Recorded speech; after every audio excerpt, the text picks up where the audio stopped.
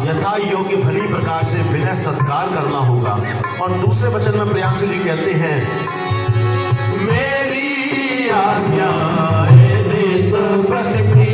ज्ञान सहित मन में करना, नहीं टालना कभी भूल से, नहीं प्रमाद कभी करना, मेरा दूजा वचन यही सुंदरी सुनना नहीं करेगा। प्रियांशु जी कहते हैं कि हे मुस्कान, आपको मेरी आज्ञा का पालन करना होगा ताकि मेरे घर में अनुशासन रहे। और तीसरे वचन में प्रियांशु जी कहते हैं, हो यदि मेरे घर आना तो देना भोजन पान प्रेम से, दुख का भाव नहीं लाना, मेरा तीजा वचन यही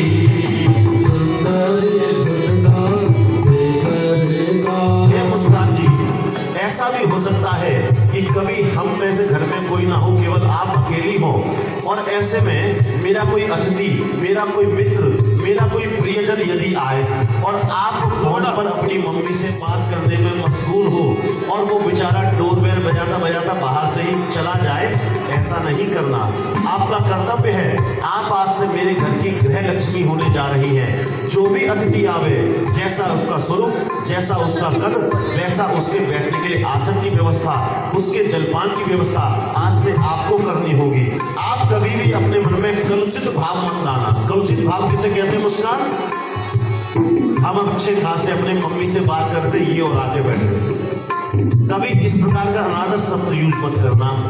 आपका कर्तव्य है कि अपने अतिथि का स्वागत करें, उसके जलपान की व्यवस्था करें। चौथे वचन में क्या कहती है?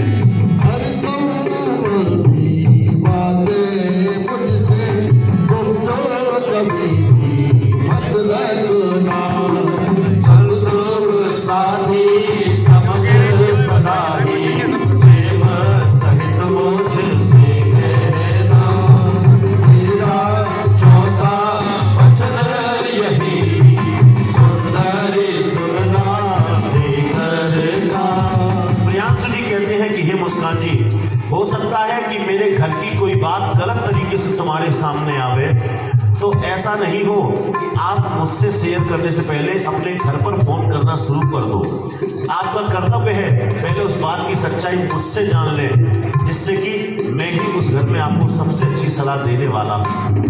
प्रियांशु जी के भाव ज्यादा उमड़ रहे थे क्योंकि 14 वचन का मुंह से निकल गया था, तो रुका नहीं गया, थोड़ा बोलते चले गए। प्रियांशु जी कहते हैं, आदो धर्म धरा कुटुंब सुखदा मिष्ट प्रिया भाषणी, क्रोधालस्य निवारिका निषिद्धे माज्ञानुका वर्तनी। हे मुस्कान जी, अभी तक आपने अपने पिता के घर में जो भी धर्म रीति रिवाजों का पालन किया हो, आज से आपको हमारे घर के धर्म रीति रिवाजों का पालन करना होगा। कुटुंब सुखदा, मेरे परिवार के सभी लोगों के सुख की कामना करनी होगी। मिष्ट प्रिया भाषणी, सभी से मीठा बोलना होगा।